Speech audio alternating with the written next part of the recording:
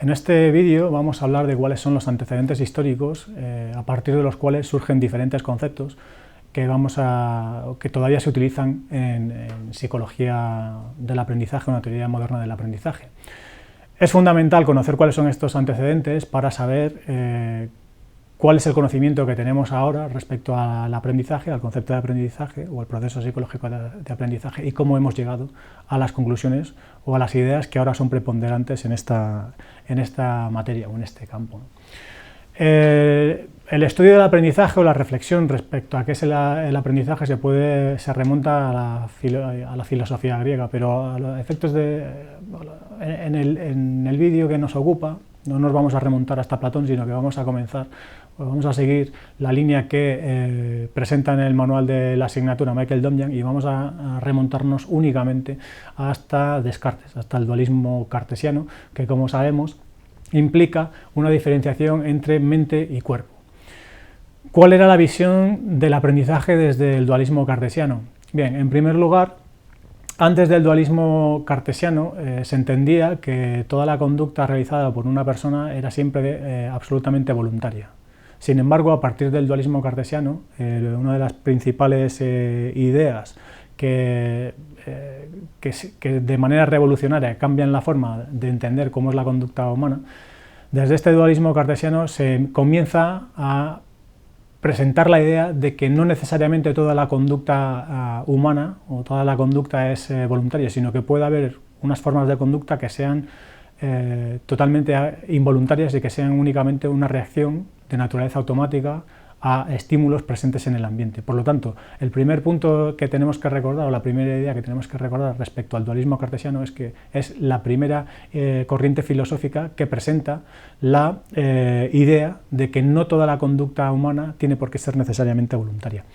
Vemos, como decía antes, que la conducta, según esta corriente filosófica, puede ser absolutamente automática y, por lo tanto, en ese momento se establece una primera distinción entre lo que sería el libre albedrío de la persona o del organismo frente al control externo que puede ejercer diferentes aspectos del ambiente sobre la propia conducta del individuo. Es decir, estaríamos diferenciando entre conducta voluntaria y conducta involuntaria. Esa conducta involuntaria que viene controlada externamente por el entorno, sería la que se mostraría en tipos de respuesta tan simples como, por ejemplo, puede ser el reflejo.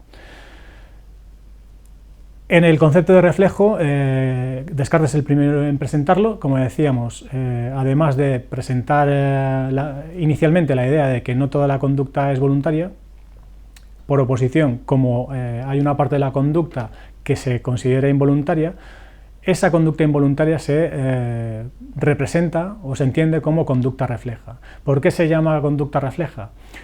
Descartes llamó reflejo a este tipo de respuestas involuntarias o de conductas involuntarias porque entendía que lo que hacían era reflejar las características de ese estímulo que había provocado la conducta. Es decir, la entrada sensorial se veía reflejada en la propia respuesta.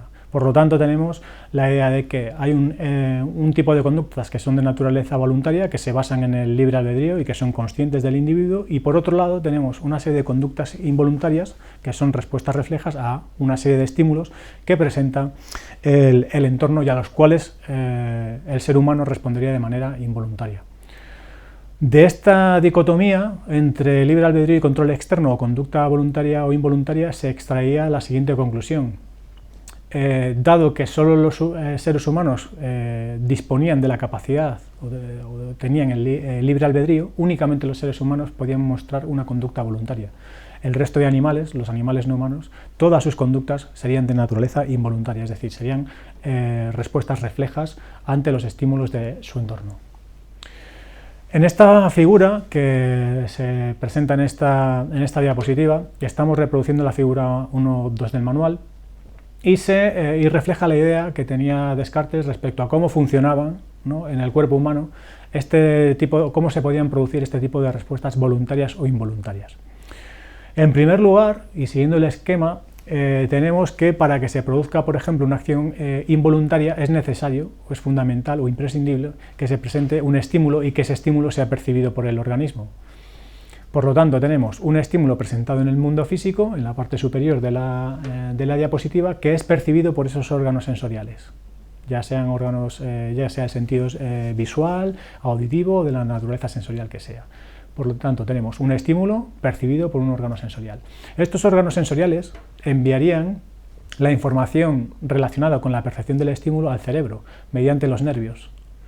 Y desde el cerebro se enviaría a través de esos mismos nervios también una información relacionada con la percepción de este estímulo, que lo que haría sería provocar una respuesta muscular.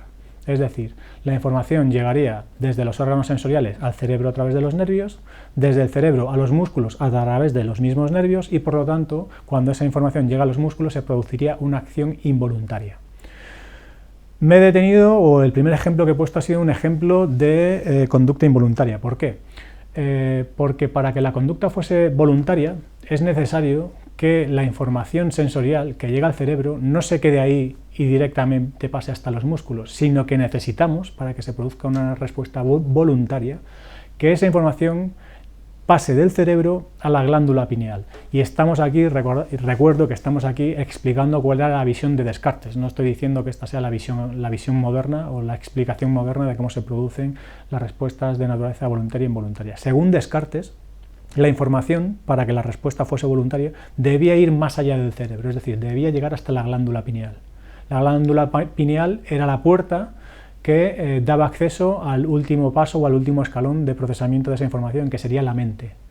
Cuando un estímulo o la información de un estímulo llega al cerebro y traspasa la glándula pineal, llegaría a la mente, que sería el sitio, en el lugar en el que reside ese libre albedrío, y por lo tanto, cuando la información volviese de nuevo en dirección a los músculos, esa respuesta ya no sería involuntaria, sino que sería voluntaria. Recordemos, una respuesta involuntaria, la información que está relacionada con ese estímulo únicamente llega al cerebro, jamás a la glándula pineal, según Descartes.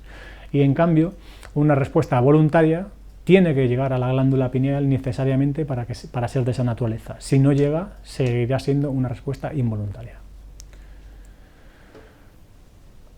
A raíz de estas ideas del dualismo cartesiano que acabamos de revisar ahora, este dualismo mente y cuerpo, dado que tenemos como consecuencia de esta corriente filosófica dos posibles tipos de respuesta diferentes, tenemos respuestas conscientes o voluntarias y respuestas involuntarias, esta corriente se convierte en el antecedente de dos tradiciones intelectuales que van a ser la base del moderno estudio del aprendizaje. Si podemos estudiar dos tipos de respuesta, voluntaria o involuntaria, es lógica que haya dos tradiciones diferentes que se centren en el estudio tanto de las respuestas voluntarias como de las respuestas involuntarias. Y esas dos corrientes son el mentalismo y la reflexología respectivamente. Es decir, la corriente intelectual del mentalismo lo que va a estudiar va a ser las respuestas voluntarias, y la reflexología, o también denominada fisicalismo, va a centrarse en el estudio de la conducta refleja, es decir, de la conducta involuntaria.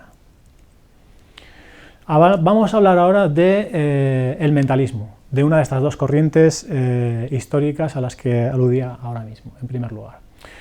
Hemos visto que, según Descartes, las ideas o el contenido mental puede tener una doble naturaleza. Puede ser, por un lado, pueden consistir en ideas innatas, lo que se denominaría el innatismo, o puede consistir en experiencias sensoriales, que estarían relacionados o que reflejarían una postura empirista, ¿no? Unas ideas empiristas.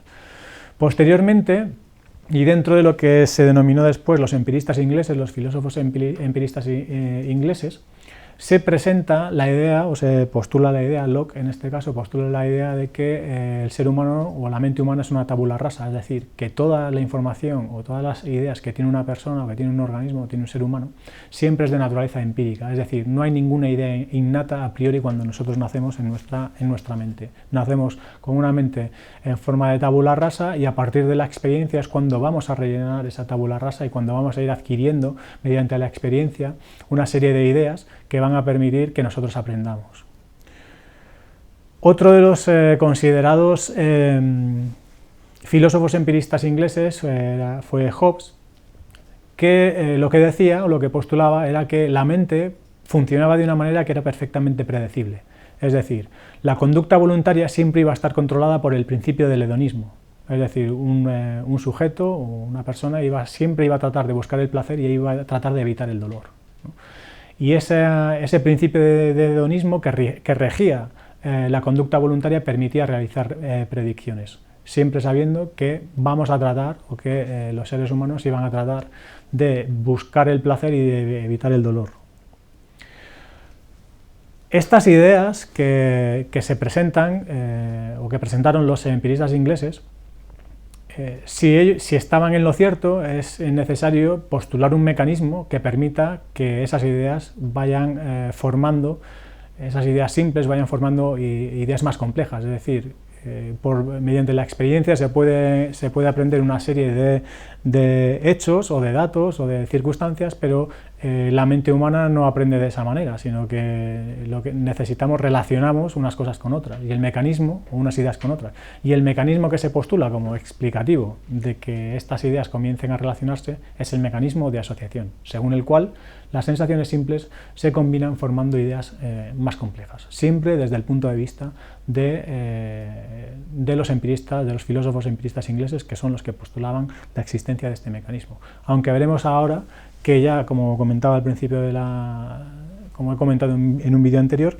ya en la antigua Grecia se hablaba de asociación y de leyes de la asociación. Si el mecanismo según el cual vamos relacionando y vamos aprendiendo ideas diferentes es el mecanismo de la asociación, ¿cómo funciona ese mecanismo? ¿Cuáles son las leyes que rigen el funcionamiento de ese mecanismo? Las leyes que se postularon como causa de que pudiese producirse ese mecanismo de asociación y que pudiésemos, por tanto, relacionar unas ideas con otras, fueron las denominadas leyes primarias de la asociación y leyes secundarias de la asociación.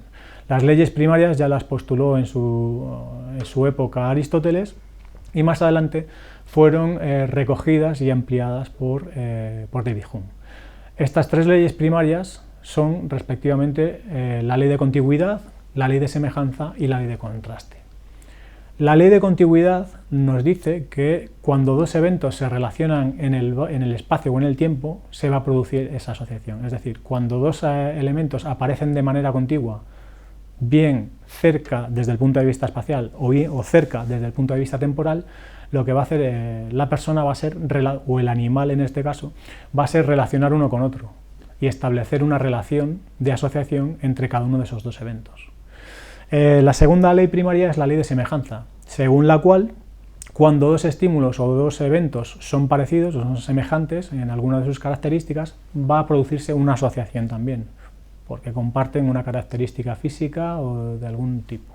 Cuando estos dos eventos o estos dos estímulos o estas dos situaciones son semejantes en alguna de sus características, según la ley de semejanza se produciría o sería más fácil que se produjese una asociación, es decir, que asociásemos esos dos estímulos. La tercera ley primaria sería la ley del contraste, que sería un poco la visión opuesta a la ley de semejanza. En este caso, cuando dos características, dos elementos o dos estímulos contrastan en alguna de sus características, también sería más fácil que se produjese una asociación entre ellos. Sin embargo, en esta última ley primaria no existe evidencia empírica de que eso sea así. Respecto a las leyes secundarias que se presentaron más adelante, consistirían o serían respectivamente la ley de la intensidad, la ley de la frecuencia y la ley de inmediatez. Cuanto más intensos fuesen los estímulos, más fáciles sería asociarlos. Cuanto se diese esa asociación con mayor frecuencia, también sería más fácil que se produjese una asociación. Y cuando la presencia de uno u otro estímulo fuese más inmediata, uno estuviese más cerca de otro, sería más fácil también que se produjese la asociación. ¿De qué depende esta formación de asociaciones? Básicamente de dos situaciones o de dos circunstancias. En primer lugar, cuando se va a formar una asociación que es nueva, que es novedosa, que no se ha realizado antes, que esa asociación se forme o no va a depender en primer lugar de cuántas asociaciones previas ya están o en cuántas asociaciones previas ya participan esos eventos. Si estamos hablando de eventos que no han participado previamente en ninguna otra asociación, probablemente sea más sencillo que se relacionen, pero si ya se asocian con distintos eventos o ya participan de diferentes asociaciones previas, va a ser más difícil. Y por otra parte tenemos la semejanza entre dichas asociaciones con la nueva que estamos formando. Si la nueva asociación no tiene absolutamente nada que ver con asociaciones nuevas, con asociaciones antiguas en las cuales participan esos eventos, digamos que es una asociación absolutamente de nuevo. Sin embargo, si esa asociación es parecida a otras que ya se han realizado, será bastante más fácil que esta nueva también se forme. Una vez revisado el concepto o el mecanismo de asociación y cuáles son las leyes que rigen ese mecanismo, estábamos hablando o nos estamos refiriendo en esta parte del vídeo a el mentalismo, a la corriente intelectual que estudiaba la conducta voluntaria. Sin embargo, nos hemos referido a una serie de filósofos ingleses, los cuales no estudiaron empíricamente estas leyes de la asociación. Es decir, aunque hablemos de filósofos empiristas ingleses, ellos eran filósofos, es decir, estaban proponiendo una serie de ideas, una serie de hipótesis, ¿no? Pero no estaban contrastando empíricamente si esas leyes funcionaban o no funcionaban. El primer autor que investigó empíricamente las leyes de la asociación en base a lo que habían propuesto los filósofos empíricos británicos fue Hermann Ebbinghaus. Este autor es el primero que realiza una investigación empírica de las leyes de asociación. Utilizó una serie de estímulos que consistían en trigramas de letras. Él era su propio sujeto, o él ejercía de sujeto además de experimentador, y se dedicó a a recordar o a memorizar una serie de listas de estímulos de estos trigramas para comprobar si esas leyes de asociación funcionaban o no funcionaban. Vamos con la segunda parte o con la segunda corriente intelectual que estudiaba el aprendizaje a partir de las ideas de Descartes, que era, como hemos dicho antes, la corriente de la reflexología. Y en este caso lo que estudiaba, el objeto de estudio de esta corriente era la conducta involuntaria, la conducta refleja, ¿no? Estos autores lo primero que se dieron cuenta es que algunas de las ideas de Descartes que hemos comentado antes no eran correctas, sino que algunas de las cosas que él postulaba en ese mecanismo de respuesta voluntaria e involuntaria eran erróneas. Por ejemplo, hemos comentado antes que eran los mismos nervios los que, según Descartes, trasladaban información sensorial o motora dentro del sistema nervioso, y posteriormente se comprobó que eso no es así, sino que hay una serie de nervios motores y una serie de neuronas sensoriales. Los mecanismos o los nervios que trasladan o que utilizan la información sensorial y motora son diferentes, ¿no?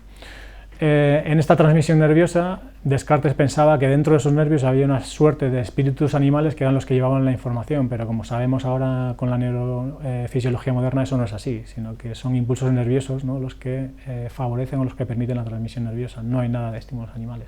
Y por último, y esta idea es importante, los reflejos no tienen por qué ser una respuesta sencilla, una respuesta tan simple como por ejemplo un reflejo de flexión, que veremos más adelante en el próximo capítulo, sino que los reflejos pueden provocar reacciones o respuestas, mejor dicho, muy complejas, ¿no? El primer autor que postuló la posible existencia de estas reacciones complejas fue Sechenov, que razonó lo siguiente: si un estímulo débil, según Descartes, un estímulo débil llevaría inevitablemente a una respuesta débil, porque recordemos que la respuesta, según las ideas de Descartes, la respuesta reflejaba el estímulo y la intensidad de la respuesta reflejaba la intensidad del estímulo. Sin embargo, Sechenov razonó lo siguiente: es posible que un estímulo débil,